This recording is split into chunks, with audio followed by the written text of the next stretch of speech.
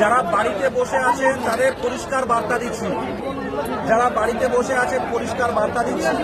পুলিশের সাথে ইতিমধ্যে কথা হয়েছে, আমরা আজকে পর্ষদ সভাপতির সাথে কথা বললেও আমাদের একটা পূর্ণাঙ্গ নোটিশ না আসা পর্যন্ত এখান থেকে আমরা উঠছি না।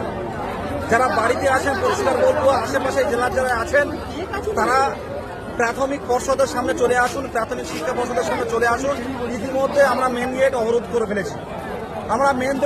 করে ফেলেছি, সভাপতি যতক্ষণ না পর্যন্ত আমাদের লিখিত কিছু না দিচ্ছে আমরা এখান থেকে উঠবো না।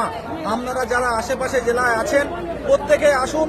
পাশে এসএসসিরা, ক্যামেরাম্যানকে বলবো সামনে ঘোরাতে, পাশে এসএসসিরা বসেছে, SSC group B group C বসেছে, আর আমরা প্রাথমিক পর্ষদের সামনে বসেছি, আমরা প্রাথমিক পর্ষদের মেন গেটের সামনে বসেছি।